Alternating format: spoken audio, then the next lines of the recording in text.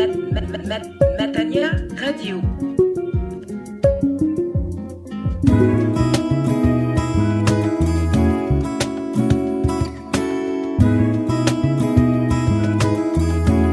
Chers auditeurs de Radio Matania, j'ai le plaisir de vous présenter et d'introduire donc cette prédication du pasteur Claude Missini-Mazi, pasteur responsable de l'église protestante évangélique Matania à Corbeil-Essonnes, une prédication qui s'intitule ou qui a pour thème « Aimer le Christ ». Et le texte de référence se trouve dans l'évangile selon Jean, le chapitre 14, du verset 15 au verset 31. Que veut dire pour vous aimer le Christ? À travers cette prédication, vous aurez une réponse détaillée à cette question. Aimer le Christ, je vous donne un avant-goût. Aimer le Christ, il s'agit d'un attachement profond et une soumission totale au Christ. On abandonne son propre point de vue, son point de vue personnel pour se conformer à la volonté du Christ. Celui qui aime le Christ se transforme à l'image du Christ et vit pour le Christ. Voilà autant de révélations pour chacune de vos vies que vous aurez au travers de cette prédication. Que le Seigneur vous bénisse, qu'il vous enrichisse et qu'il vous libère au travers de ce que vous entendrez. Soyez bénis. Levons-nous à la lecture de la parole du Seigneur, tirée de l'Évangile selon Jean, chapitre 14, verset 15. L'Évangile selon Jean, chapitre 14, verset 15. Nous savons tous que c'est l'auteur inspiré nous a donné une clé de lecture lorsqu'on doit lire cet évangile qui se trouve au chapitre 20. Tout ceci a été écrit afin que vous puissiez croire que Jésus le Christ, le Fils de Dieu, et qu'en croyant, vous ayez la vie en son nom. Amen.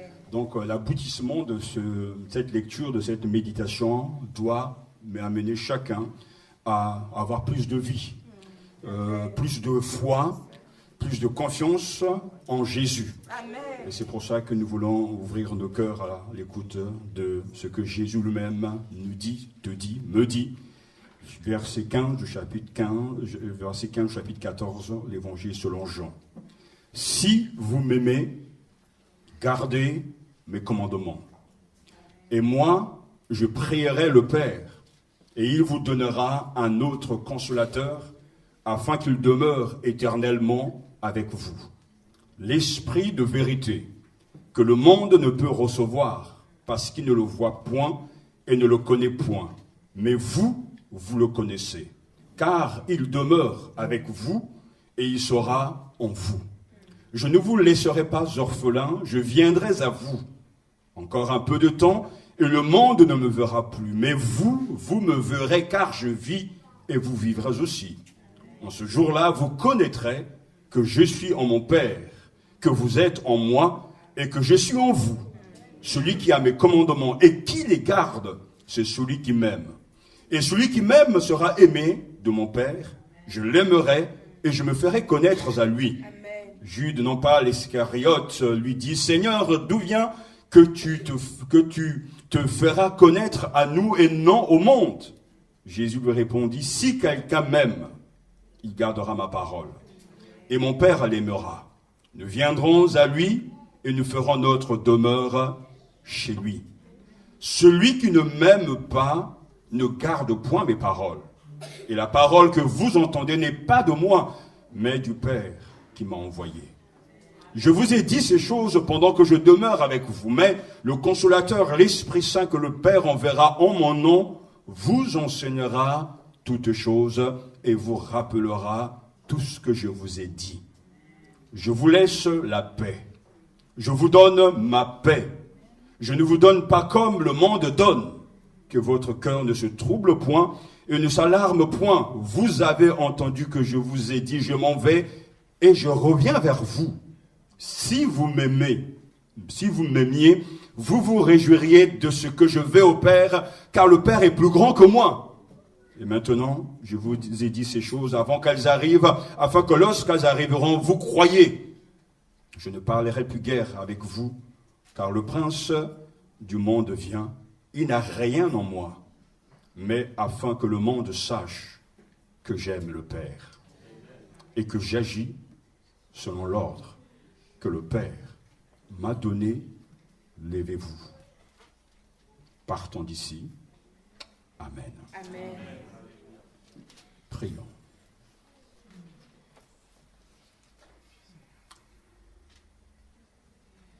Dieu notre Père, nous te demandons simplement la grâce de parler, d'écouter et d'agir selon ta parole. Amen. La grâce de vivre ces choses. La grâce de te comprendre. La grâce de t'accepter. Et de nous laisser interpeller. Nous croyons que tu es généreux, que tu bénis ta parole déjà, parce que cette parole, c'est toi. C'est la voie que tu as choisie pour nous parler de toi. Il y a la puissance dans cette parole. Il y a l'onction dans cette parole. Amen. Il y a la vie. Amen. Alors nous te demandons que l'Esprit te glorifie. Au nom de Jésus. Amen. Amen.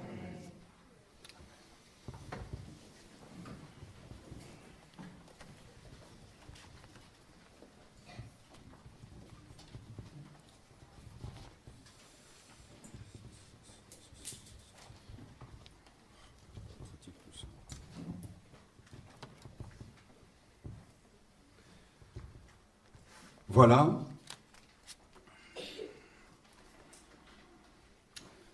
Que veut dire pour moi aimer le Christ? Que veut dire pour toi aimer le Christ? Que veut dire vivre avec lui au quotidien? Parce que c'est de cet amour que nous voulons parler. Non pas l'amour de Dieu pour nous, mais notre amour pour le Seigneur.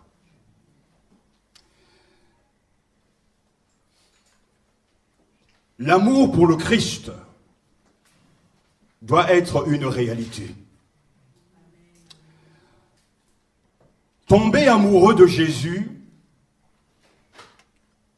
est une réalité pour les vrais disciples de Jésus.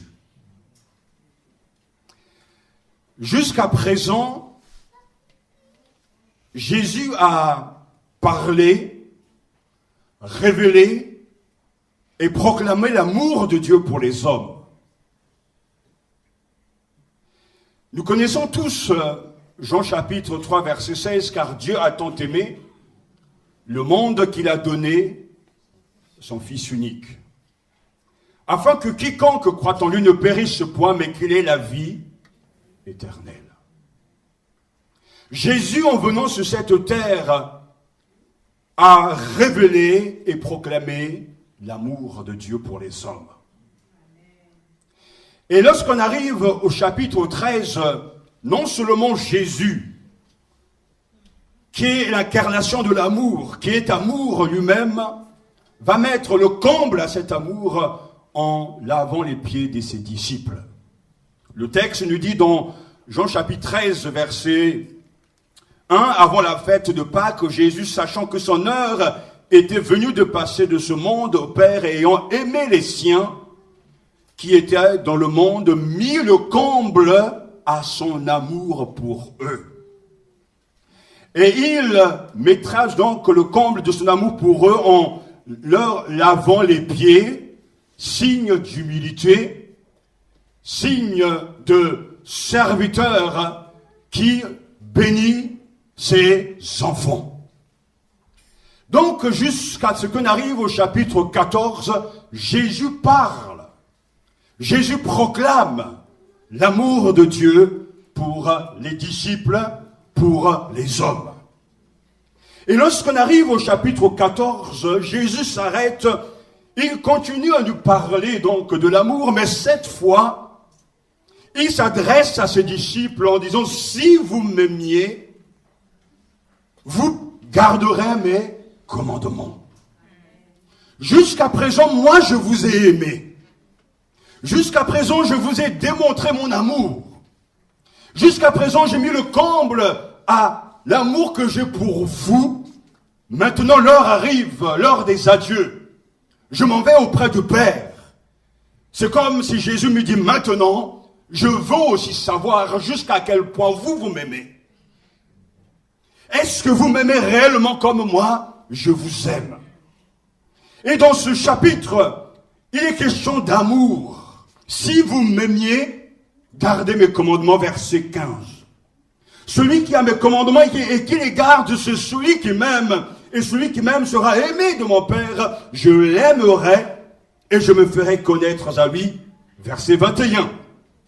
Verset 23, Jésus lui répondit, si quelqu'un m'aime, il gardera ma parole et mon Père l'aimera. Nous viendrons à lui et nous ferons notre demeure chez lui. Celui qui ne m'aime pas ne garde point mes paroles et la parole que vous entendez n'est pas de moi, mais du Père qui m'a envoyé. Jésus nous parle d'amour. Et tout tourne autour de ces propos, de ces mots. Si vous m'aimez. Dans une traduction plus littérale, je dirais, si vous persévérez à m'aimer, vous garderez mes commandements. Le verbe dans le texte grec est au présent, donc c'est là une insistance, une action continue. Si vous persévérez à m'aimer. Celui qui a reçu mes commandements et qui les garde, c'est celui-là qui m'aime. Aimez Jésus. Jésus voudrait qu'on l'aime. Et il indique le signe du véritable amour, la soumission à celui qu'on aime. Le signe de l'amour pour Jésus, c'est la soumission. Jésus nous dit, si vous m'aimiez, si vous persévérez à m'aimer, si vous persévérez dans mon amour à mon égard, si vous persévérez à m'aimer, vous garderez mes commandements. Alors, j'attire une fois de plus votre attention sur le fait que le mot agapé, qui est traduit par amour, n'est pas avant tout un sentiment. L'amour n'est pas une émotion. Parce que le sentiment passe. Mais l'amour demeure. L'amour n'est pas un sentiment vague ou issu de l'émotivité, mais se traduit toujours dans l'observance des commandements et de la parole du Christ.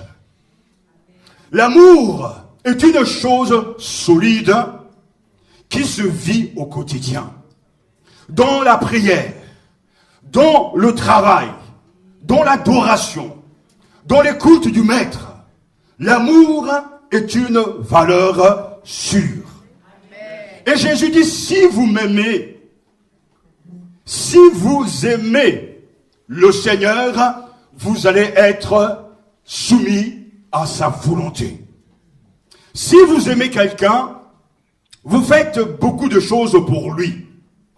Des choses qui lui plaisent. Aimer Jésus, c'est accomplir sa volonté. Si vous persévérez à m'aimer, dit le Seigneur, et Jésus indique vraiment le chemin, si vous persévérez à m'aimer, c'est cela qu'il s'agit. Est-ce que nous aimons vraiment Jésus? Je ne parle pas ici de l'émotion.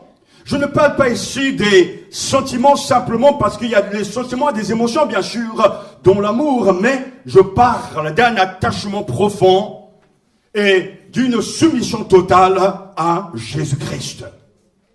Aimer Jésus, Jésus voudrait qu'on l'aime, et il nous le fait savoir.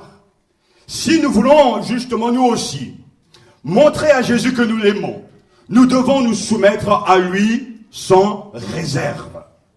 Et c'est une expérience que comprennent tous ceux qui aiment. Quand on aime quelqu'un, on devient capable librement d'abandonner son point de vue personnel pour se conformer au maximum à sa volonté et à ses désirs.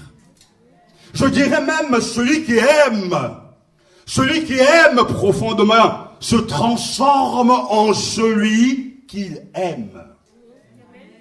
Celui qui aime profondément se transforme en celui qu'il aime.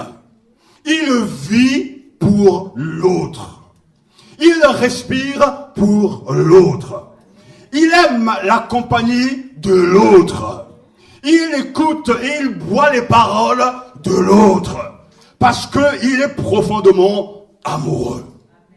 Aimer Jésus, c'est l'aimer de tout son cœur, de toutes ses forces, de toutes ses pensées. Parce que il est lui le premier qui nous a aimés. Celui qui aime se transforme en celui qu'il aime. Est-ce que tout le monde comprend cela? Il s'établit en fait une sorte de symbiose mutuelle.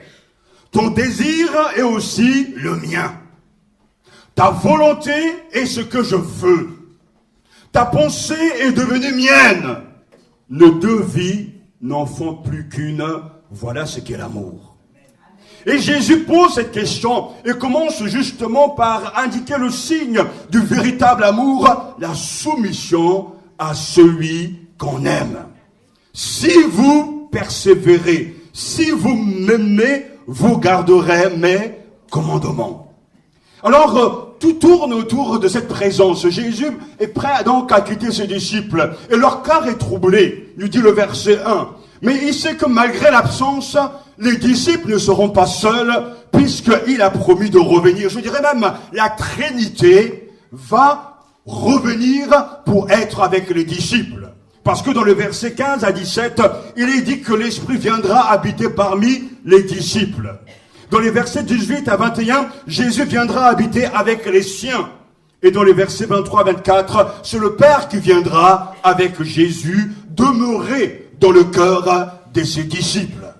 Ainsi, l'amour que Dieu a pour nous continuera toujours à se manifester parce que le Père, le Fils et l'Esprit Saint seront là dans le cœur des disciples de Jésus. Si vous m'aimez, vous garderez mes commandements. Jésus constate que s'il y a de l'amour pour lui, on garde ses commandements. Jésus constate que s'il y a de l'amour pour lui, on garde ses commandements. Jésus indique que le signe du véritable amour, ce ne sont pas des mots, ce ne sont pas des miracles, ce ne sont pas d'abord des œuvres, mais la soumission à celui qu'on aime. Et la promesse de la venue du Paraclet, de l'Esprit Saint, a pour première condition d'aimer Jésus. L'amour vrai se prouve par l'obéissance. Dieu nous aime. Et la Bible nous le dit très clairement. Dans 1 Jean chapitre 4 verset 10, il est dit « Et cet amour consiste non point en ce que nous avons aimé Dieu, mais en ce qu'il nous a aimés et a envoyé son Fils comme victime expiatoire pour nos péchés. » C'est clair, c'est fort, c'est puissant, Dieu nous aime. Et avant même que nous l'aimions, lui nous a toujours aimés et il nous aimera toujours. Mais ce matin, ce qui nous intéresse, c'est notre amour pour lui. Est-ce que nous aimons vraiment Jésus? Est-ce que nous aimons la personne de Jésus? Est-ce que nous avons aussi des sentiments pour lui? Est-ce que nous avons de l'affection pour le Seigneur? Nous pourrons dire oui à toutes ces questions, mais la seule condition, la seule preuve qui témoignera que nous sommes vrais avec nous-mêmes, avec lui, c'est notre soumission au Seigneur. Parce que celui qui aime prouve son amour en gardant ses commandements. Celui qui aime le Seigneur se distingue des autres parce qu'il est obéissant. Il est soumis au Seigneur. Il est à l'écoute du Seigneur. Et il respecte les commandements de Dieu. Il est là pour faire la volonté de son Seigneur. Il est là pour faire ce que le Seigneur veut. Il ne vit pas pour lui-même, il vit pour le Seigneur. Tout ce qu'il est, tout ce qu'il possède, tout ça appartient au Seigneur. la preuve de notre amour pour le Seigneur doit se manifester, doit s'accomplir dans une soumission totale au Seigneur qui nous aime. Et cela doit nous interpeller ce matin. Parce que nous sommes tous des assoiffés de bénédictions. Nous sommes tous des assoiffés des manifestations de la part du Seigneur. Mais c'est bien de chercher Dieu pour toutes ces choses. Je ne suis pas contre, mais ce qui est important. Et parce qu'il nous faut nous arrêter à un moment donné dans nos vies pour nous dire, oui, Jésus est bon, Jésus m'aime, mais est-ce que moi je l'aime vraiment? Est-ce que moi je l'aime? Et j'aimerais que tous ce matin puissent dire, oui Seigneur, je t'aime, parce que je te suis totalement soumis. Je suis obéissant et je veux faire ta volonté. Le mot obéissance est au cœur donc de ce discours, de ce que Jésus est en train de nous dire. Si vous persévérez, si vous êtes constamment, sans cesse en train de m'aimer, vous allez être constamment à l'écoute de ma voix et aussi vous allez m'obéir. Lorsqu'on parle d'obéissance, comprenez-moi bien, il s'agit là d'être donc dans cet état où nous écoutons le Seigneur de tout notre cœur. Le mot obéissance a trois pensées. D'abord, c'est prêter attention au son. Lorsque l'on est soumis au Seigneur, on entend la voix de son bien-aimé. Lorsqu'il parle, ses paroles sont écoutées avec beaucoup de choix, de sérieux, avec beaucoup de concentration parce que mon bien-aimé est en train de me parler.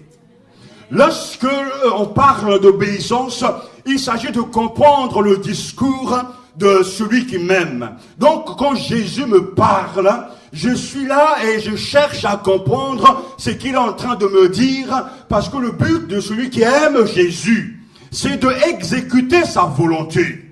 C'est de réaliser sa volonté. Mais comment peut-on réaliser sa volonté et faire sa volonté si nous ne comprenons pas réellement ce qu'il est en train de nous dire? Et c'est pour ça que celui qui obéit au Seigneur, non seulement il écoute, mais il comprend le discours et ensuite agit en conséquence. C'est ce qu'on appelle donc la soumission, l'obéissance. Et le mot grec implique toujours être sous. C'est-à-dire qu'on est sous l'écoute, nous sommes sous l'autorité du Seigneur, nous nous soumettons à sa parole. Et nous gardons ses paroles, nous serrons ses paroles dans nos cœurs afin de ne pas pécher contre lui, mais avant tout et surtout pour faire ce qui lui plaît. Je ne sais pas si vous aimez vraiment Jésus, mais quand quelqu'un aime Jésus, il est obsédé. Quand quelqu'un aime Jésus, sa joie c'est de lui faire plaisir. Quand nous avons chanté, nous avons loué le Seigneur, mon regard est tourné vers le Seigneur. Est-ce que ce que je chante, est-ce que cela te plaît? Est-ce que ma manière de m'habiller, est-ce que ça te plaît? Est-ce que ma manière de te prier, est-ce que ça te plaît? Le Seigneur est celui qui nous regarde et c'est avant tout à lui que nous devons chercher la face et chercher à lui plaire à lui. Et cela est aimé parce que je cherche son approbation. Je ne prêche pas d'abord pour vous, je prêche pour lui. Et c'est pour cela qu'en amont, je fais avec sérieux ce travail parce qu'il me voit dans le secret de ma chambre et c'est pour sa gloire que je le fais. Et pendant que je le fais de tout mon cœur pour sa gloire, j'ai son approbation et vous avez vos bénédictions si vos cœurs sont ouverts. Oui, je suis pasteur avant tout pour plaire à mon Seigneur. Oui, je suis au service de Dieu avant tout pour plaire à mon Seigneur. Et le boulot doit être bien fait par rapport à lui qui m'a appelé, qui m'a choisi. Et moi aussi je l'aime depuis qu'il m'a appelé. Pas suffisamment comme il m'aime, mais il sait que je l'aime, que je m'efforce, je me bats pour lui, et que je vais sacrifier ma vie pour sa gloire, parce que j'aime mon Seigneur, j'aime mon Sauveur, parce que c'est lui qui m'a aimé en premier, qui m'a choisi, qui m'a appelé, et qui m'a mis à part afin de le servir. Je veux écouter sa voix, je veux suivre ses traces, je veux voir sa gloire. Mon désir, mon ambition, c'est la gloire de Jésus. Mon ambition, c'est le perfectionnement des chrétiens, qu'ils grandissent et qu'ils vivent avec le roi. Qu'ils soient vraiment des amoureux de Dieu. Alléluia. L'amour consiste à vivre selon les commandements de Dieu. Et le commandement que vous avez appris dès le commencement, c'est que vous viviez dans l'amour. 2 Jean chapitre 1, verset 6. L'amour consiste à vivre selon les commandements de Dieu. Et le commandement que vous avez appris dès le commencement, c'est que vous viviez dans l'amour. Si vous persévérez à m'aimer, dit le Seigneur, qu'est-ce que nous devons faire? Nous devons écouter et garder ses commandements. Autrefois, jadis, dans l'Ancien Testament, Dieu se révélait dans la loi, la Torah. Dans les 5 livres de Moïse, il s'est révélé dans ces choses. Mais maintenant, Dieu se révèle en Jésus-Christ. Et il nous donne tous ces commandements. Le mot commandement est pluriel, mais nous savons que toute la loi a été résumée dans ce seul commandement. Tu aimeras le Seigneur, ton Dieu, de tout ton cœur, de toute ton âme et de toutes tes forces. Et tu aimeras ton prochain comme toi-même. Mais cela n'enlève pas les autres commandements. D'aimer le Seigneur, d'aimer sa maison, d'aimer aussi donner sa dîme, de pouvoir ne pas chercher d'abord sa propre gloire, mais à être humble. Tout cela fait partie des commandements du Seigneur. Avoir un cœur pur, c'est ce que Dieu veut. Marcher dans la sanctification, c'est ce que Dieu veut. Prier sans cesse, c'est ce que Dieu veut. Donner vous sera donné, c'est ce que Dieu veut. Louer le Seigneur sans cesse, c'est ce que Dieu veut.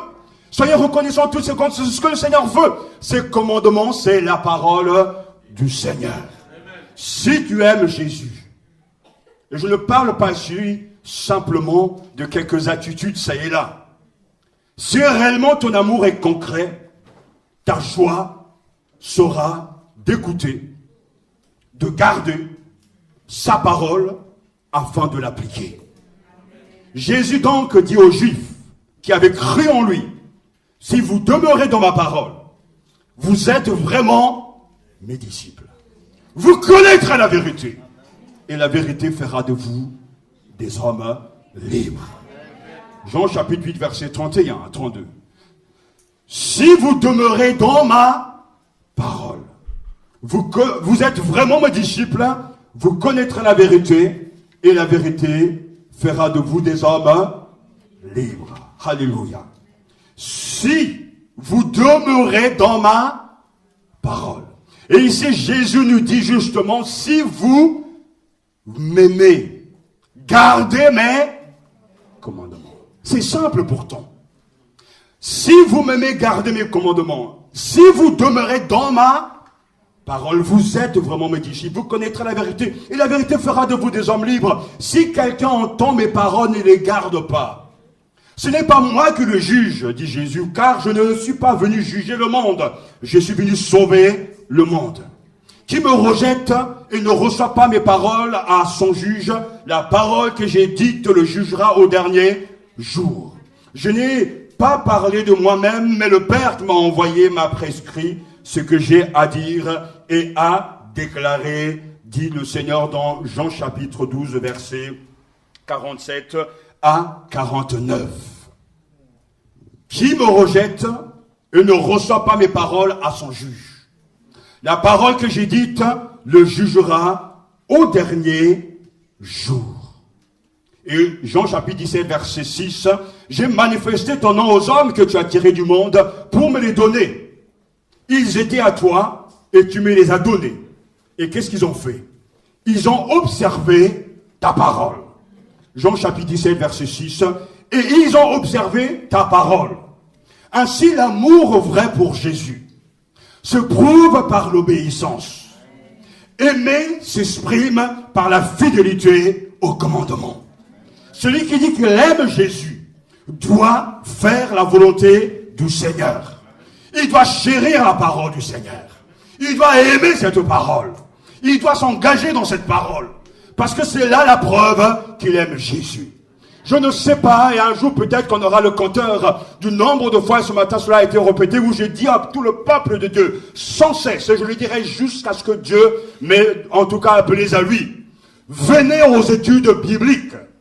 Parce qu'un chrétien qui est amoureux de Jésus aime la Bible. Et nous avons là la réalité de ce que Jésus dit. Si vous m'aimez, gardez mes commandements.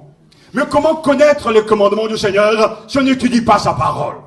Et comment peut-on dire qu'on aime Jésus quand on ne vient pas ce qui l'intéresse et ce qui est une priorité pour lui. Parce que ces choses, nous les trouvons dans l'église primitive, ils étaient tous assidus à l'étude de la parole de Dieu. Vous n'avez aucune excuse valable devant Dieu et devant les hommes de ne pas venir à l'étude. Moi, je vous dis simplement, vos comportements me laissent à comprendre et à interpréter que vous n'aimez pas Jésus. Si vous m'aimez, gardez mes commandements. Où est-ce que le Seigneur se manifeste-t-il? Dans l'église locale. À quel moment? Quand nous sommes tous là, ensemble. C'est là qu'on voit sa bénédiction. Et quand nous sommes tous ensemble, que dit-il dans ce que nous avons entendu? Être à l'écoute de sa voix, être au pied du Seigneur pour entendre sa parole, pour s'y soumettre, être dans la prière les uns avec les autres, nous aimer les uns les autres, c'est là où Dieu envoie sa bénédiction. Les gens cherchent beaucoup de choses, mais ils ne cherchent pas ce qui est vrai, ce qui est véritable. J'aime mon Seigneur, j'aime sa parole. Et celui qui me parle de lui, je ne peux que l'aimer, parce que c'est là où se trouve ma joie, ma raison de vivre. Gardez ma parole. Jésus le dit, tout le monde doit l'entendre ce matin. Il se soumet, ils observent ta parole. J'ai manifesté ton nom aux hommes. Il y a tout un processus que tu as tiré du monde pour me les donner. D'accord. Seigneur, je te bénis parce que tu m'as tiré du monde comme nous chantons de la boue du péché. Ok, mais ce n'est pas suffisant. Ils étaient à toi, Père, et tu me les as donnés et ils ont observé ta parole. C'est là le signe, les preuves que les disciples étaient dans la volonté du Seigneur et ils aimaient Jésus. Tous ceux qui sont amoureux, savent la joie d'être avec l'autre. Si tu es loin de ton chéri, de l'être aimé, et que tu reçois un courrier venant de lui, tu vas dévorer chaque lettre, chaque mot de ce courrier, parce que c'est ton bien-aimé qui t'écrit. Si tu n'as jamais été amoureux, tu ne comprends pas ce que je veux dire. Je pourrais prendre le téléphone, c'est pareil. Mais quand on reçoit le courrier pendant des mois, tu attends, tu n'as pas vu ton chéri, tu n'as pas vu celui que tu aimes, mais il t'envoie un courrier. Le temps que tu vas prendre pour lire ce courrier, tu ne veux pas le gaspiller avec quelqu'un d'autre. En fait, tu vas te cacher dans un petit coin pour savourer chaque mot, chaque pensée qui est exprimée dans cette lettre parce que tu es amoureux. Est-ce que tout le monde comprend cela? Même les enfants, vous le comprenez. Parce que le sentiment amoureux existe toujours. On aime et on apprécie ce que l'autre nous dit, même si ça n'a rien vraiment d'extraordinaire, mais c'est simplement l'amour qui répond à l'amour. Et Jésus dit, si vous m'aimez, si vous persévérez dans mon amour, un amour vis-à-vis de moi, vous garderez sans cesse mes commandements. Quand je vous dis venez à l'église, vous viendrez. Quand je vous dis chanter, vous allez chanter. Quand je vous dis prier, vous allez prier. Quand je vous dis louer, vous allez louer. Quand je vous dis donner, vous allez donner. Quand je vous dis allez évangéliser, vous irez évangéliser. Parce que vous m'aimez. Et que c'est moi qui vous le demande. Et que aussi, j'ai besoin que vous me prouvez. Que vous me démontrez votre amour. Parce que l'amour ne se cache pas. L'amour est une manifestation. L'amour, ce sont des actes que nous posons. J'aime Jésus. Et on pourra dire, regarde ma manière de vivre, la manière de me promener, la manière de faire mes choix, etc. Enfin, regarde-moi vivre tout simplement et tu sauras si j'aime Jésus ou pas. Tomber amoureux du Seigneur est une réalité. J'attire votre attention que Jésus ne s'adresse pas au monde, mais il s'adresse à ses disciples. Il nous parle à nous.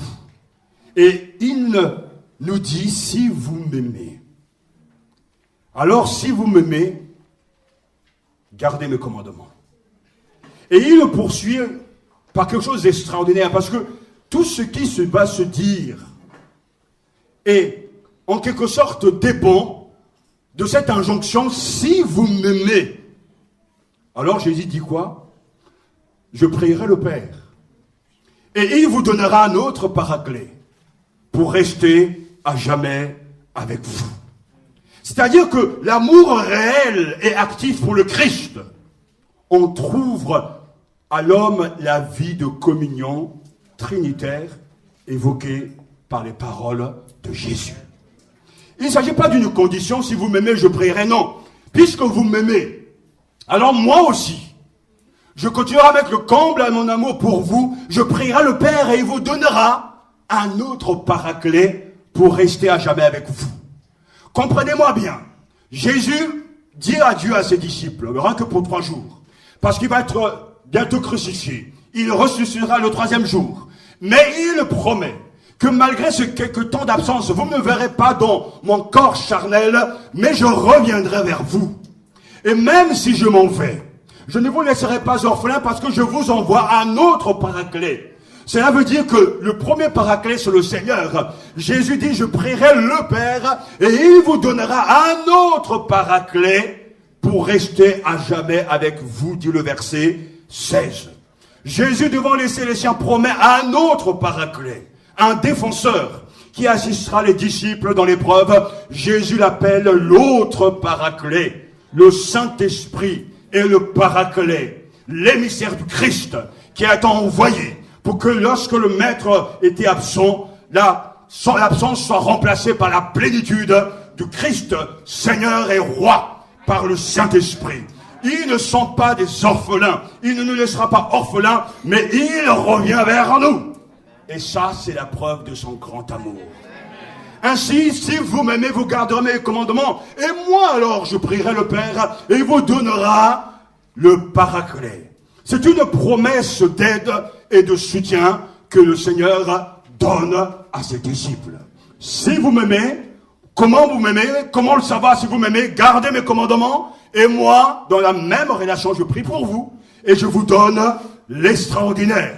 Je vous donne le soutien parfait. Je vous donne l'avocat, le défenseur, l'Esprit Saint qui sera avec vous et qui sera en vous. Et il promet même, je reviendrai vers vous. Alléluia. Oh, si tu pouvais comprendre ces choses, mon frère, ma soeur, enfant, ta vie sera tellement transformée. Parce que Jésus qui a exercé son ministère sous la puissance du Saint-Esprit promet de donner à ses disciples la même puissance. Je reviendrai vers vous. Et le verset 16 est très clair. L'Esprit, je prierai le Père et vous donnera un autre consolateur afin qu'il demeure éternellement avec vous. L'Esprit de vérité que le monde ne peut pas recevoir. Parce qu'il ne le voit point et ne le connaît point. Mais vous le connaissez car il demeure avec vous et il sera en vous. Ça, c'est la vie. Une promesse incroyable. Si vous m'aimez et gardez mes commandements, la promesse va consister en quoi? D'abord, cette promesse consiste en une aide surnaturelle. L'Esprit de vérité. Le monde ne peut pas le recevoir, parce qu'il ne peut pas le voir, ni le connaître, mais vous le connaissez, parce qu'il demeure avec vous et qu'il sera toujours en vous. Donc Jésus promet une aide surnaturelle. Vous aurez donc à accomplir ma mission. Vous aurez des tribulations dans le monde. Vous aurez à faire face au prince des ténèbres. Mais le consolateur sera avec vous et il sera en vous. Parce que celui qui va nous accompagner n'est autre que la 3e personne de la Trinité. Et Jésus dit, il sera éternellement avec vous. Et il est en moi. Et je bénis son nom pour cela. L'Esprit de vérité. C'est sa nature. Il nous conduit dans toute la vérité. Il ne peut pas mentir parce qu'il est l'Esprit de vérité. C'est lui qui nous parle de Jésus. C'est lui qui nous parle des réalités célestes, spirituelles. Et Jésus dit, moi je prierai et il sera avec vous éternellement. Il viendra demeurer, habiter dans vos cœurs pour toujours. Et quand il est là, ces choses extraordinaires se passent.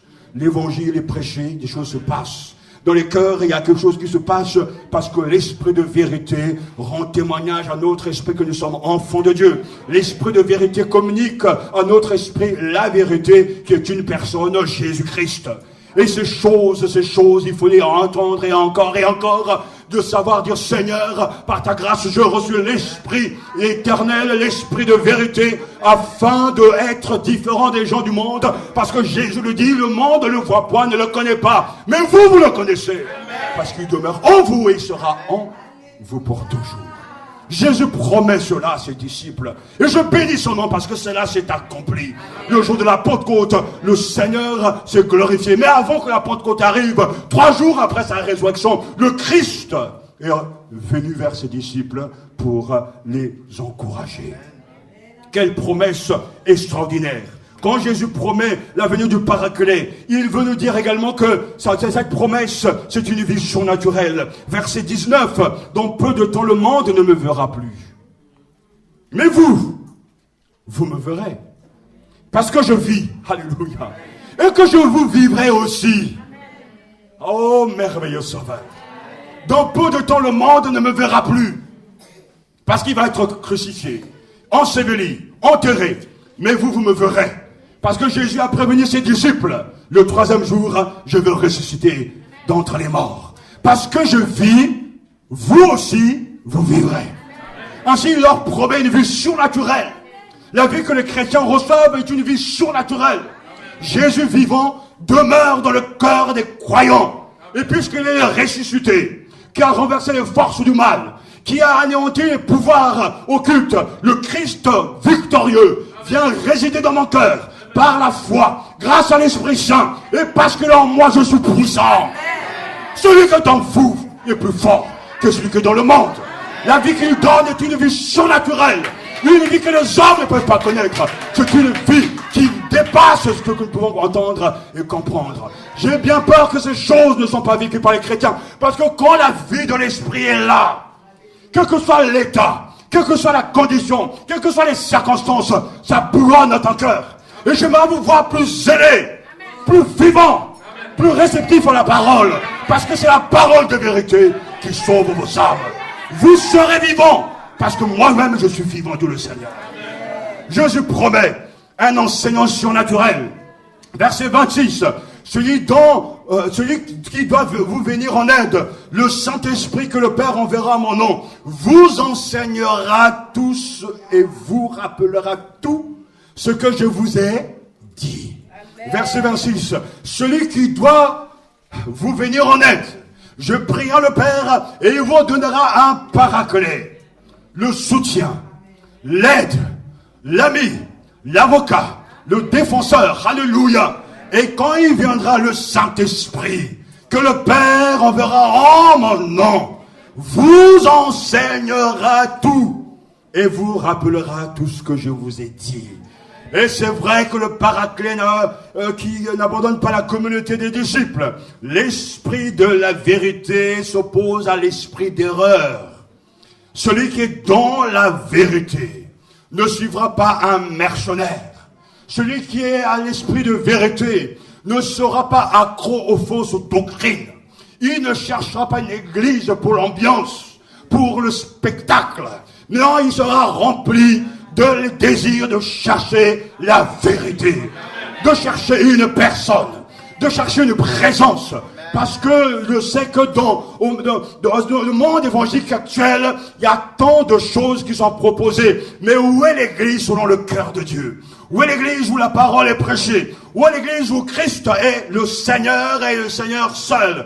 Où est l'église où la parole est vénérée, acceptée, décortiquée afin que les gens puissent avoir une vie centrée sur le Seigneur? J'aime la vérité.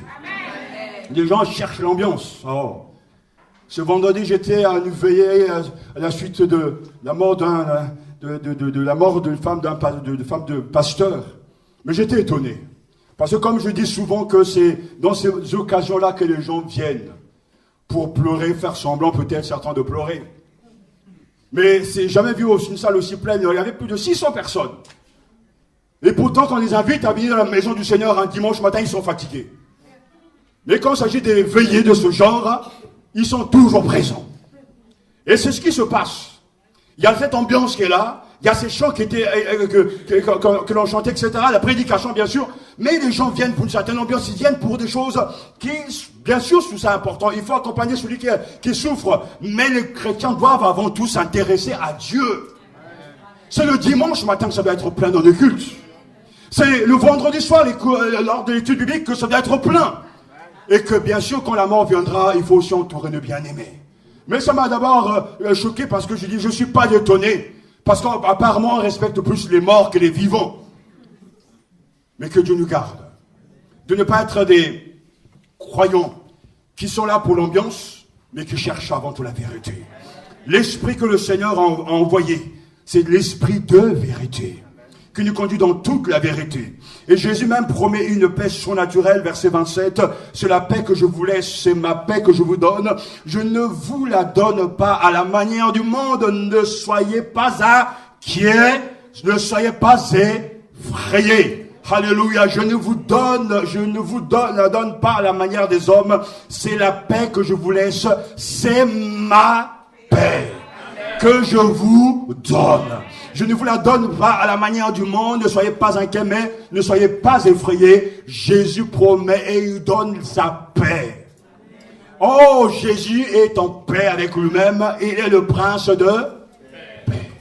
Quand Jésus est là, il est tranquille. La paix, c'est le calme. La paix, c'est la sérénité. Lorsqu'on est en paix, on n'est pas agité. Lorsqu'on est en paix, on ne court pas ça et là. Parce que Jésus nous laisse sa paix. C'est pour ça qu'il dit, vous aurez des tribulations dans le monde, mais prenez courage. J'ai vaincu le monde. Alléluia. C'est la bénédiction qu'il nous laisse. Je vous laisse ma paix. Si vous m'aimez, gardez mes commandements. Et moi, je prie à le Père et il vous donnera un autre Paraclet. Ce Paraclet, lorsqu'il viendra, va vous rassurer. Ce Paraclet, lorsqu'il sera là, va vous enseigner. Il va produire le fruit de l'esprit qui est la paix. Parce que c'est ma paix qu'il va vous donner. Son rôle, ce n'est pas de parler de lui-même, mais de parler de moi, de prendre ce qui est à moi et vous l'annoncer. Ainsi, cette marche dans l'esprit, c'est une marche de soumission. C'est une marche d'écoute. C'est une marche justement de serrer ses paroles dans le cœur. Gardez mes commandements. Alléluia. C'est la bénédiction, la promesse. La promesse d'une aide, d'un soutien. Mais Jésus ne s'arrête pas là. Si vous m'aimez et gardez mes commandements. Il y a une autre promesse qui est là. C'est la promesse, une promesse d'intimité. Le verset 18 dit, je ne vous laisserai pas orphelins. Je reviendrai vers vous. Encore un peu de temps et le monde ne me verra plus. Mais vous me verrez parce que je vis et que vous aussi, vous vivrez. Ce jour-là, vous reconnaîtrez que je suis en mon Père et vous en moi et moi en vous. Celui qui a mes commandements et qui les observe, voilà celui qui m'aime. Or, celui qui m'aime sera aimé de mon Père et moi aussi, je l'aimerai et je me manifesterai à lui. Là, il y a quelque chose d'extraordinaire dans ce que Jésus est en train de dire. Je ne vous laisserai pas seuls comme des orphelins. Ou dans le mot grec peut vouloir aussi dire, je ne vous laisserai pas sans force. Mais Jésus dit, je reviendrai auprès de vous. Je serai là, je viens à vous. C'est un présent de certitude. Un présent de certitude. Une promesse d'intimité. Je reviendrai vers vous. Alléluia. Parce que l'Esprit est là. Le Jésus qui a marché en Galilée et en Samarie est aussi présent, aussi puissant, aussi beau, aussi fort, aussi sage. Maintenant ici à Corbeil. Parce qu'il est revenu. Non pas dans une chair humaine, mais en esprit, par l'Esprit. Dans une manifestation spirituelle. Je ne vous laisserai pas seuls comme des orphelins, mais je reviendrai auprès de vous. C'est pour cela que les disciples ont changé leur génération. C'est la raison pour laquelle les chrétiens d'aujourd'hui ont une vie éclatante, une vie puissante, une vie qui domine sur toutes choses, parce que le Seigneur est encore avec nous. Aujourd'hui, la manifestation du Seigneur est encore visible. Il y a des gens qui peuvent avoir des manifestations spirituelles, mais je parle ici d'une manifestation spirituelle, Jésus revient auprès de ses disciples. Oh, quelle joie, Seigneur, de savoir que je ne suis pas seul. Quelle joie de savoir que tu es là. Je ne suis pas orphelin. J'ai un Père, j'ai un Seigneur, j'ai un Sauveur. Alléluia. Et il est vivant, il est puissant. Je reviendrai vers vous. C'est une promesse d'intimité. Alléluia. Il dit, vous me verrez parce que je vis. Et que vous aussi vous vivrez. Le ressuscité ne se fera pas voir à ceux qui ne croient pas, non. Le monde sans foi, qui fonde sa vie sur les seules certitudes humaines, ne verra plus le Seigneur, car il est incapable d'une vision surnaturelle. Les croyants, au contraire, ceux qui accueillent la parole de Jésus et observent ses commandements, spécialement celui de l'amour fraternel, ceux qui vivent de la foi au Seigneur, ceux-là le verront. Et lui-même le dira, heureux ceux qui ont le cœur pur, parce qu'ils verront Dieu. Pas dans le futur, mais maintenant. Maintenant dans ta maison, maintenant là où tu es, tu verras Dieu. Jésus vient vers toi, il ne vient pas avec des signes extraordinaires, il vient par le biais de la parole. Alléluia. Quand tu reçois cette parole, tu reçois le Christ chez toi. Quand tu gardes cette parole, tu gardes le Christ chez toi. Quand tu vis cette parole, tu vis avec le Seigneur chez toi. Jésus, si vous gardez mes commandements, je ne vous laisserai pas orphelin, mais je reviendrai vers vous. C'est une promesse extraordinaire. Une promesse d'intimité. Et cette promesse d'intimité, de communion des disciples avec le ressuscité, se réalisera après Pâques pour eux. Ce jour-là, vous reconnaîtrez que je suis mon Père et que vous en moi et moi en vous. Oh Seigneur, ce sont des paroles extraordinaires. Des paroles extraordinaires. Vous reconnaîtrez que je suis en mon Père et vous en moi. Et moi en vous. Quelle cascade d'amitié. Moi, le Père, l'Esprit Saint. Oh, quelle cascade d'amitié. Et tout ça se passe dans le cœur et pour les chrétiens. À travers la mort et la résurrection du Seigneur, les disciples pourront connaître existentiellement le rapport intime entre Jésus et le Père. Entre eux-mêmes et Jésus. Ils percevront dans la foi la vie nouvelle, la communion entre le Père et le Fils, et avec le don de l'Esprit, ils expérimenteront l'inhabitation du Père dans le Fils et du Christ en eux. Alléluia.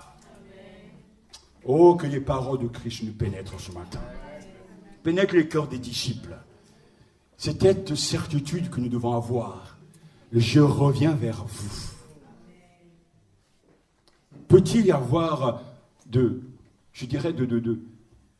d'angoisse, de tristesse, d'abattement, de cris quand le Seigneur est là? L'homme peut trembler, l'homme peut être secoué, mais au plus profond de son esprit, dans son cœur, il porte le prince de la vie. Le Christ tout suffisant est revenu. Et c'est pour ça qu'il est à la hauteur même de sa mission. C'est pour ça qu'il pourvoit à nos besoins. Tant de siècles sont passés. L'évangile est toujours là. Les rois sont morts. Les présidents sont morts. Et d'autres mourront encore. Mais l'évangile persévère. Parce que le Seigneur ressuscité et glorifié est revenu au milieu des siens. Oh, il est dans l'église parce qu'il aime l'église. Il est dans nos cœurs parce que nous aussi, nous sommes ses enfants. Et les disciples, ceux qui aiment fidèlement Jésus, auront donc connu la manifestation de son amour et de l'amour du Père. Celui qui a mes commandements et qui les observe, voilà celui qui m'aime.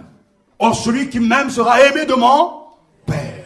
Et moi aussi, je l'aimerai et je me manifesterai à lui. En lisant ces passages et surtout ce verset, je me suis dit, mon Seigneur, combien nous avons besoin vraiment de nous repentir, parce que ce que tu dis nous dépasse complètement. Non seulement tu dis, je ne vous laisserai pas seul comme des orphelins, je reviendrai auprès de vous, mais tu dis toi-même, celui qui a mes commandements et qui les observe voilà celui qui m'aime, et que se passe-t-il? Or, celui qui m'aime sera aimé de mon Père. Et moi aussi je l'aimerai et je me manifesterai à lui. L'amour porté au Christ donne accès à l'amour de Dieu. Est-ce que vous entendez? L'amour porté au Christ donne accès à l'amour de Dieu. Celui qui m'aime est commis dans l'amour du Christ pour le disciple. Celui qui m'aime sera aimé de mon Père. Et moi, je l'aimerai. Je pourrais dire, inutile de commenter ce passage. Il faut simplement se redire cela. Comme j'ai dit tout à l'heure, c'est une vraie cascade d'amitié. Moi, Jésus, le Père et l'Esprit Saint. Et comme quelque chose d'extraordinaire, tout le contraire d'un Dieu lointain et redoutable. C'est un Dieu proche et amoureux qui est là. Non seulement mon Père va l'aimer, mais moi aussi je l'aimerai. Oh Seigneur. Quand Jésus aime quelqu'un, c'est pas comme vous et moi. C'est pas un lâcheur, lui. Ce n'est pas un incapable. Ce n'est pas lui qui va vous planter des aiguilles derrière le dos. Quand Jésus aime, c'est pur beurre. C'est beau, c'est fantastique. Parce qu'il est, avec sa toute-puissance, à l'œuvre pour garder ses enfants. Et c'est pour ça que dans ce chant triomphant, Paul peut dire, mais qui nous séparera de l'amour de Dieu? Alors il passe vraiment devant lui tout ce qui peut exister, qui pourra même exister. Serait-ce la mort, la famine, la peste, le choléra? Serait-ce même les dettes? Si c'est... Vous avez contracté par vos propres infidélités.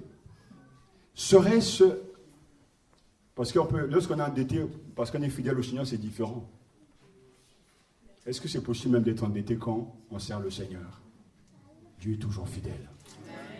Mais qu'est-ce qui peut nous séparer de l'amour de Dieu? C'est vrai le manque de vêtements, mais dans toutes ces choses, nous sommes plus que vainqueurs. Mais est-ce que c'est la mort? Non.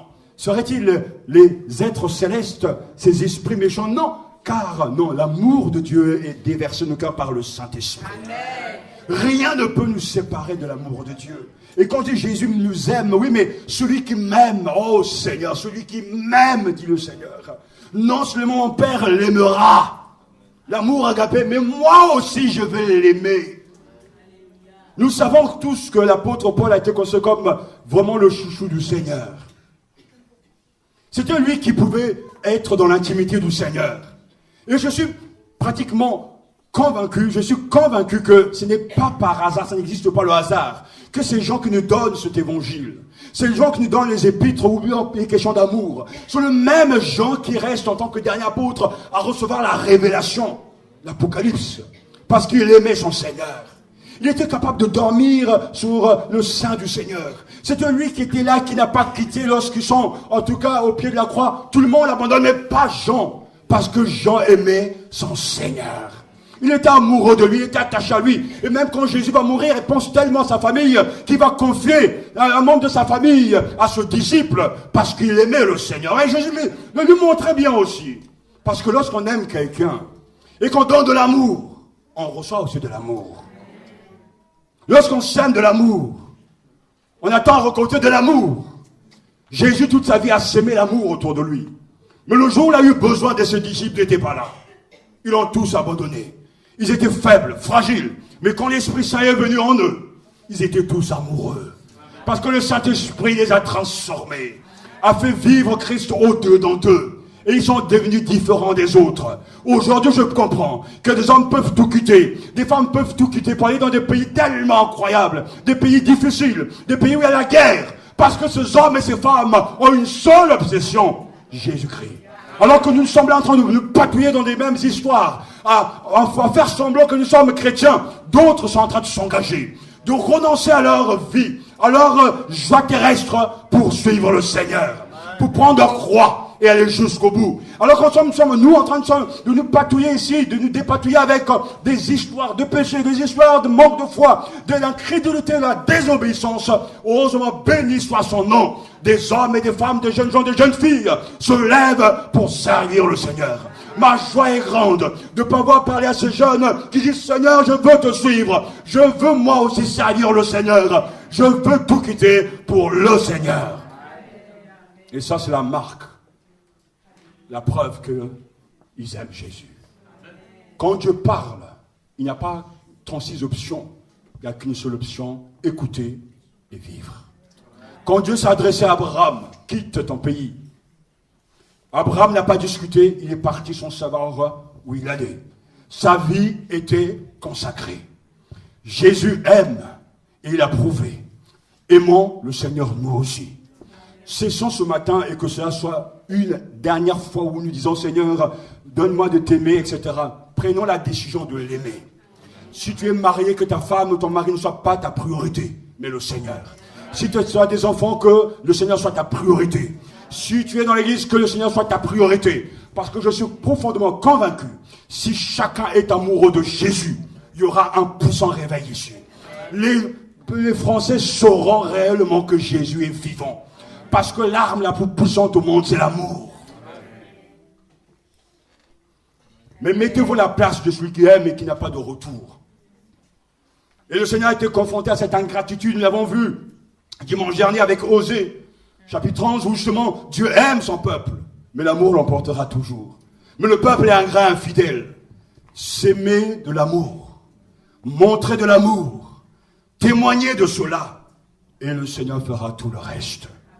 Jésus le dit très clairement, celui qui retient mes commandements et leur obéit, voilà celui qui m'aime, mon Père aimera celui qui m'aime, je l'aimerai aussi et je me montrerai à lui. Je ne cesserai jamais de témoigner de cet amour-là que j'ai reçu, alors que de fois, en 3-4 semaines, on peut faire plus qu'en 4 ans. Quand je suis arrivé à Lemay, l'amour que j'ai eu, tous les signes étaient là. La manière que les gens ont pris soin de nous. Il y avait une voiture à notre disposition, il y avait un chauffeur, on avait été accueillis, tout cela, jusqu'à l'hébergement, une prise en main terrible, l'amour de Dieu dans les églises. Et je dis et je témoigne, cet amour m'a transformé. Amen. Parce que lorsque on sème de l'amour au travers de la parole, on est content quand cet amour vous est redonné. Il n'y a rien de plus terrible, de plus tragique que Jésus qui aime le monde et le monde ne le reconnaît pas, le rejette. Mais il y a une grande différence entre lui et nous, ce qu'il a préparé un jour de jugement. Parce que Jésus n'accepte pas qu'on ne l'aime pas. Il viendra un jour où il va régler ses comptes. Mais aujourd'hui, il nous aime. Aujourd'hui, il tend la main. Mais puisque les gens ne veulent pas le suivre, viendra le jour du jugement dernier où ceux qui ne l'aiment pas seront donc bannis de sa présence. Mais nous ne sommes pas là. Tu veux que l'autre change. Commence toi-même par changer. Donne-lui de l'amour. Tu veux m'encourager? Donne-moi de l'amour. Le don des critiques venant de Satan n'en a pas besoin. Moi, je vous encourage. Parce que mon travail, c'est de vous parler de Jésus. J'ai toujours considéré que lorsqu'on prépare un message, on doit bien le faire. On ne doit pas négliger ces choses. Parce que c'est trop sérieux. Et que c'est là où je dois y mettre de tout mon cœur. Quelquefois, je peux me réveiller très tôt ou je peux me coucher tard parce que je suis passionné. J'aime la parole de Dieu. J'aime mon Seigneur. J'aimerais, et c'est ma prière, l'aimer davantage. Mais je sais aussi qu'il sait aussi bien me le renvoyer. C'est bon de se sentir aimé. De savoir que votre femme vous aime, vos enfants vous aiment. Amen. De savoir que vos frères et sœurs vous aiment. Non pas parce qu'ils vont vous le dire, mais ils vont vous le démontrer. Des gens peuvent vous faire du mal, mais c'était incroyable. Je visitais quelqu'un cette semaine qui ne pouvait pas penser qu'on sera là, quoi. Mais dès que cette personne nous a vus, été ébranlé. Parce que l'amour donne. L'amour est capable de tourner la page. L'amour est capable de donner une autre chance, entre parenthèses, à l'autre. Jésus pose cette question à Pierre. Est-ce que tu m'aimes? est-ce que tu m'aimes? Et ce matin, le Seigneur nous pose la même question. Est-ce que tu m'aimes vraiment? Frères et sœurs, j'aimerais dire avec la même force que je viens de dire toutes ces choses, si on n'aime pas Jésus, si tu n'aimes pas Jésus, attends-toi à aller en enfer.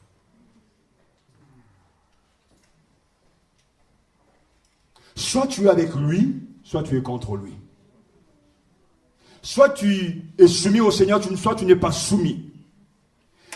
Mais quand tu es avec le Seigneur, que tu l'aimes, il te le rendra. Parce que la grande promesse finale que nous avons ici, Jésus promet de se manifester à celui qui l'aime. Je l'aimerai aussi et je me montrerai à lui.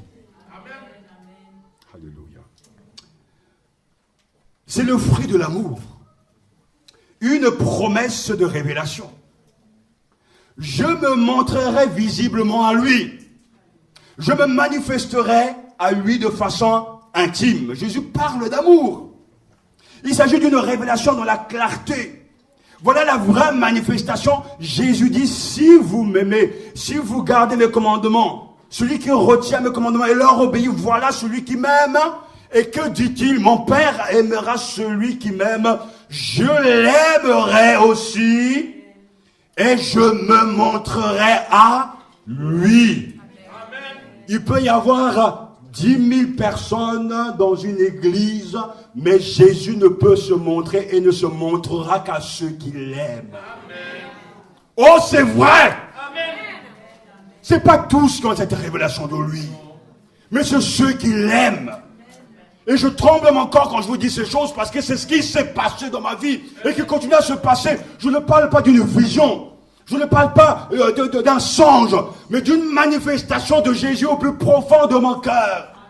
Alors que je suis chrétien, je cherchais Jésus, je cherchais de tout mon cœur. Et le Seigneur m'a ouvert les yeux spirituels pour réaliser que Christ vit en moi. Jésus promet, si tu gardes mes commandements et si tu m'aimes, mon Père t'aimera, moi aussi je t'aimerai. Mais ne s'arrête pas là, je me manifesterai à toi, seulement toi. Alors même si ce matin nous sommes une centaine, c'est seulement ceux qui aiment Jésus qui vont avoir cette révélation. C'est pour ça qu'il y a des gens qui n'avancent pas. Parce qu'en réalité, ils n'aiment pas Jésus. Est-ce que Jésus peut nous mentir? Non.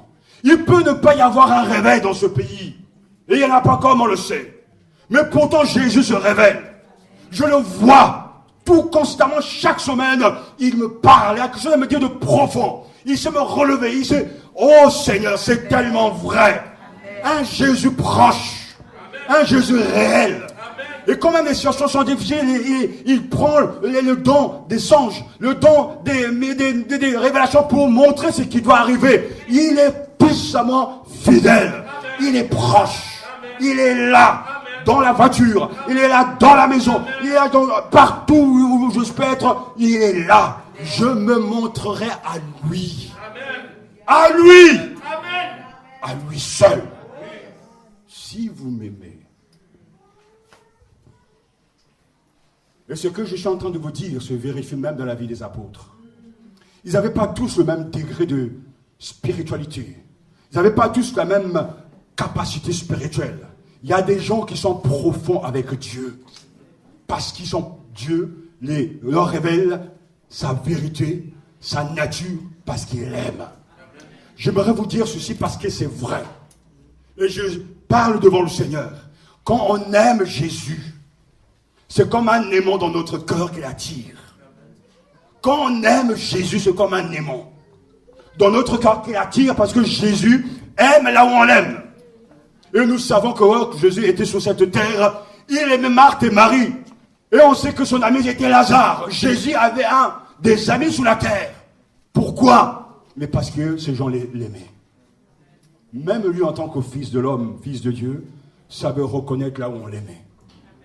Il y avait des preuves. Il y avait des démonstrations de cet amour. Et cette fois-ci, c'est lui, encore une fois, lui qui prend le devant. Si vous m'aimez et gardez mes commandements, mon Père vous aime. Moi aussi, je vous aime.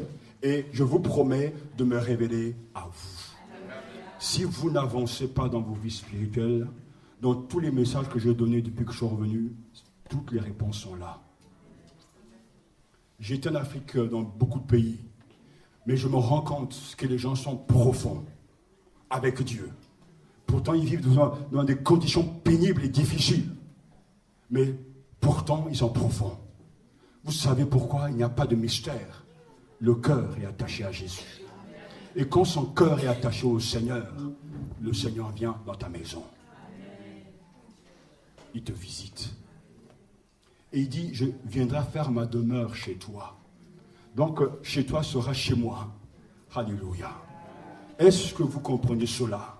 Est-ce que tout le monde entend ce que Jésus est en train de dire là? Hein? Je me montrerai visiblement à lui. Je me manifesterai à lui de façon intime. Et quand tu vas avancer dans la vie chrétienne, même si les gens te haïssent, même si les gens te détestent, tu vivras une intimité que les autres n'auront pas. Qui ici peut dire que je vis dans l'intimité du Seigneur? Je connais sa pensée. Je partage son cœur, je partage ses secrets. Qui peut dire que ce qui va se passer dans 6 mois, il n'y a que Dieu qui le connaît. Mais quand Dieu aime quelqu'un, il le fait savoir. À chaque fois que quelque chose va arriver, Dieu m'a prévenu au travers des prophètes et des prophétesses, parce que ce qu'il dit est toujours vrai.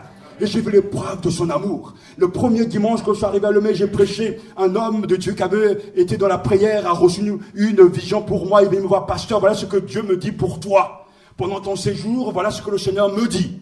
Alors je ne peux pas vous le répéter parce que ça concerne ces gens-là en ce temps-là. J'ai écouté cette parole et pendant qu'il me parlait la part du Seigneur, j'ai su dans mon esprit que c'est le Saint-Esprit qui est en train de me parler. J'ai exécuté à la lettre ce que Dieu est en train de me dire et ce qui avait été prophétisé. Je l'ai vu de mes propres yeux. Parce que Jésus se révèle à ceux qui le cherchent de tout leur cœur.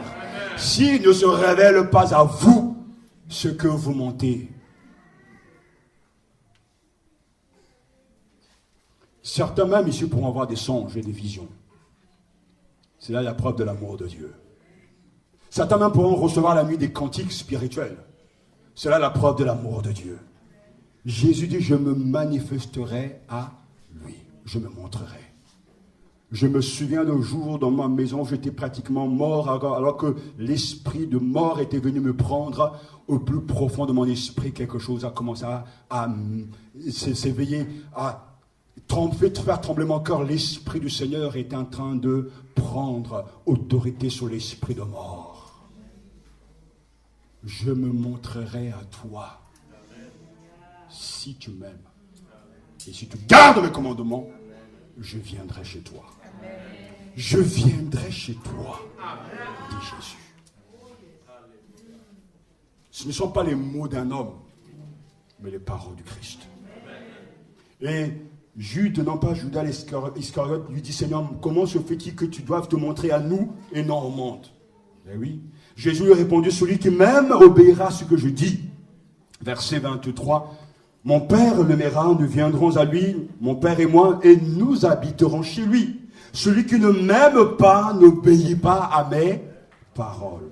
Ce que vous m'entendez dire ne vient pas de moi, mais de mon Père qui m'a envoyé.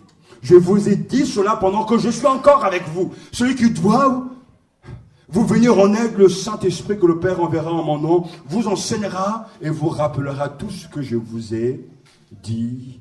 Alléluia. Seigneur, pourquoi à nous et pas aux autres? Mais parce que c'est moi que vous ai choisi. C'est parce que vous m'aimez. Alors le monde peut être dans l'obscurité totale. Et c'est vrai. Mais vous me connaîtrez. Vous saurez que c'est vrai.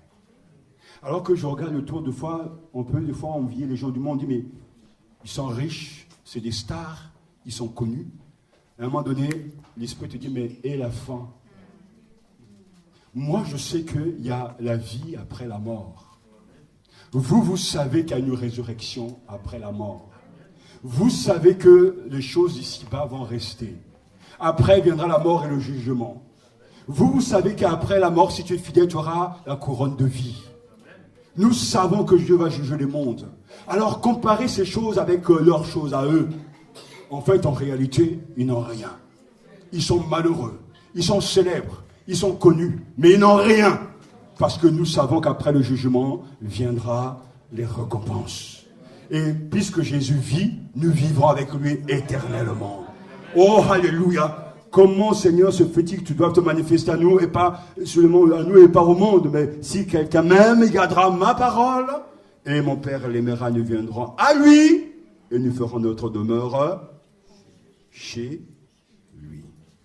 Seul celui qui aime est capable d'observer la parole de Jésus et d'accueillir sa manifestation toute spirituelle et intérieure.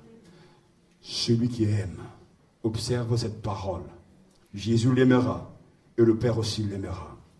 Celui qui témoignera de l'amour pour Jésus recevra au plus profond de lui-même sa présence, qui demeurera en lui avec celle du Père et de l'Esprit.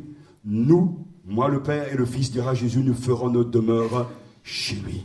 Il y aura ainsi une seule manifestation dans le Seigneur. Elle sera spirituelle, inséparable de la présence du Christ dans l'âme, de celui qui vit conformément à sa parole. Cette présence intérieure de Jésus constitue la vie. Aimer Jésus, c'est donc vivre comme il l'a demandé et l'a fait lui-même. L'amour vrai pour Jésus se prouve par l'obéissance. Aimer s'exprime par la fidélité au commandement. L'amour de Dieu a été répandu dans nos cœurs par le Saint-Esprit qui nous a été donné. Personne ici ne peut dire « je ne peux pas aimer Dieu ». Si tu as reçu l'Esprit, à moins qu'il soit attristé, à moins qu'il soit éteint, tu dois aimer le Seigneur. De toute façon, tu ne peux pas faire autrement parce que l'Esprit va te pousser à aimer davantage le Seigneur. Et je relis ces versets que nous avons entendus tout à l'heure, tirés de 1 Jean chapitre 5, versets 2 à 3. Nous connaissons que nous aimons les enfants de Dieu lorsque nous aimons Dieu et que nous pratiquons ses commandements. Car l'amour de Dieu consiste à garder ses commandements. Écoutez bien, et ces commandements ne sont pas pénibles. Alors si pour toi, venir à l'église, prier, écouter pendant 2 heures le prédicateur, chanter, passer du temps devant le Seigneur dans ta maison, venir aux études bibliques, pour toi c'est vraiment un boulet, c'est pénible. Alors, je te dis la part du Seigneur, tu dois te convertir. Tu dois te convertir. L'heure est venue de te convertir. Parce que tout se fait par amour. Grâce à l'amour que nous avons pour lui. Parce que Seigneur, je t'aime. En voici la preuve. Je t'obéis, je me soumets à tout ce que tu m'exiges. Je n'aurai pas du mal à me soumettre à l'autorité dans l'église. Parce que je t'aime. Parce que c'est dans ta parole. Je n'aurai pas du mal à donner cet argent qui t'appartient. Parce que c'est dans ta parole. Je n'aurai pas de mal à témoigner de toi parce que c'est dans ta parole. Celui qui aime Jésus vit comme Jésus. Et aimer Jésus, c'est donc vivre comme il a demandé et il a fait lui-même. Et l'amour de Dieu a été répandu dans nos cœurs par le Saint-Esprit qui nous a été donné. Romains chapitre 5, verset 5. L'amour vrai pour Jésus se prouve par l'obéissance. Courbons-nous devant le Seigneur. Cette promesse, elle est là pour toi. Si vous m'aimez, si tu m'aimes, si tu obéis à ce que je dis, mon Père t'aimera. Moi aussi, je t'aimerai. Et nous viendrons, mon Père et moi, et nous habiterons chez toi.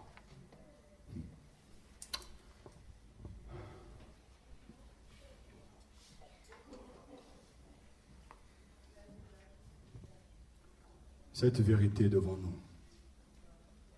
Si tu m'aimes, tu gardes ma parole. Tout le monde devrait courir derrière cette parole. Tout le monde devrait même prendre les notes, les CD pour écouter la parole. Parce que c'est là la preuve de l'amour que nous avons pour lui. Beaucoup de gens disent qu'ils ont une défaillance, qu'ils oublient les choses. Même à la maison, on en parlait cette semaine parce que les gens oublient beaucoup de choses. Mais moi, je disais à mon épouse, on n'oublie jamais les choses que l'on aime. C'est pas vrai. Tu peux avoir une petite mémoire, si tu peux parler ainsi. Mais si tu aimes Jésus et les choses qui nous concernent, ta mémoire gardera tout. Parce que c'est l'amour qui motive tout. Personne n'oublie ce qu'il aime. Mais on oublie ce qu'on n'aime pas. Ce qui n'a pas de valeur. On ne peut pas oublier la parole de Dieu.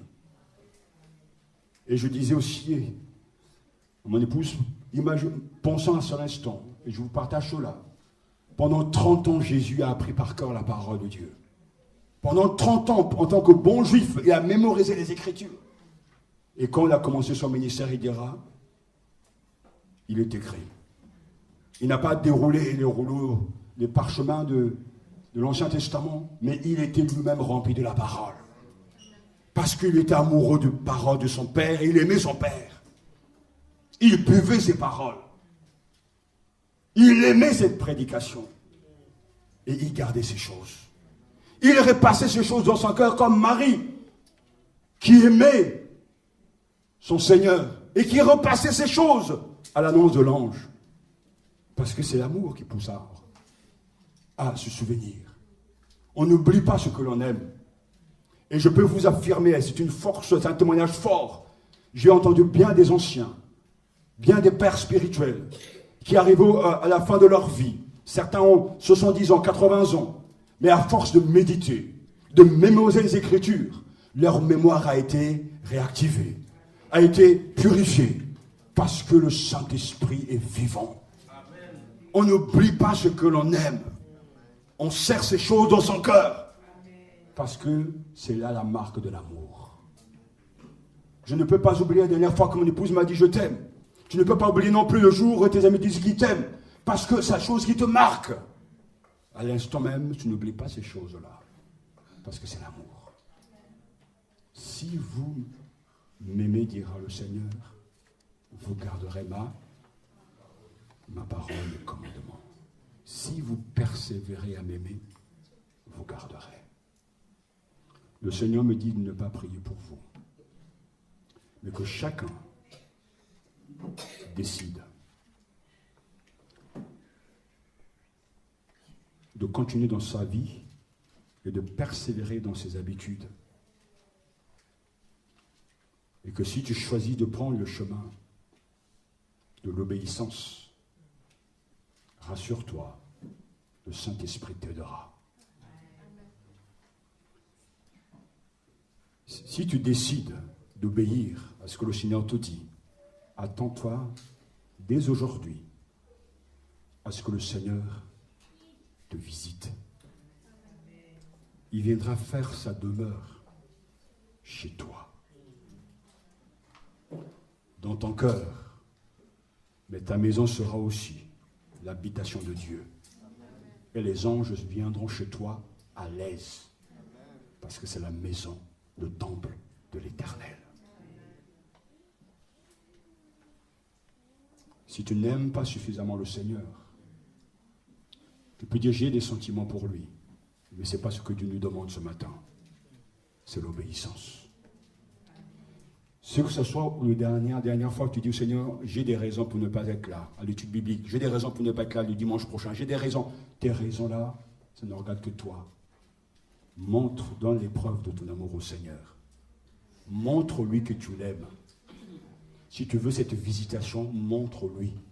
Pose des actes et cesse de pleurer sur tes péchés.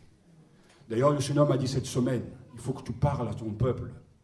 Parce que ce peuple utilise mal mon pardon. Parce que nous disons, si nous confessons nos péchés, il est fidèle et juste pour nous les pardonner. Alors nous continuons à pécher. Alors que Dieu n'a rien à voir là-dedans. Parce que nous savons que demain on va encore continuer à pécher. On utilise mal cette parole. Mais quand le cœur est brisé devant Dieu, quand la repentance est sincère, alors si nous confessons nos péchés fidèles, il est fidèle et juste pour nous les pardonner. Mais si nous ne sommes pas sincères à vouloir changer, à poser des actes, nous ne confessons même pas nos péchés, ça ne sert à rien. Parce que nous savons que nous allons recontinuer dans ces habitudes, puisque nous avons décidé de ne plus entendre la voix du Seigneur. Si vous gardez ma parole, c'est que vous m'aimez. Vous verrez. Père, je te bénis pour ta parole et pour la grâce que tu m'as donnée de la porter ce matin. J'ai ressenti ton cœur dans mon cœur et je ressens aussi cet amour que tu as pour ton peuple. Tu veux vraiment les sauver et tu es inquiet pour eux. Tu te fais beaucoup de soucis. Seigneur, que ton cœur soit dans la joie parce que tu trouveras au milieu de nous des hommes et des femmes qui t'aiment vraiment, qui te cherchent, qui sont prêts à tout abandonner pour te suivre. Seigneur, que ton cœur soit dans la joie, parce que dans ce pays qui est loin de toi, tu trouves des hommes et des femmes qui t'aiment, qui te cherchent et qui aiment ta compagnie. C'est vrai que les temps sont difficiles, mais nous voulons apprendre à manifester, à témoigner que nous t'aimons vraiment. Que veut dire pour moi aimer le Christ? Que veut dire vivre avec lui au quotidien? Chacun de nous doit répondre à ces questions. Dans nos actes, dans nos pensées, tu examines tout. Et je te rends grâce, parce que cette parole portera du fruit. Car tu me l'as déjà dit dans ta parole, tu l'as déjà démontré. Cette parole a déjà porté du fruit. Je te bénis pour la visitation de la Trinité dans nos cœurs et dans nos foyers. Au nom de Jésus. Amen.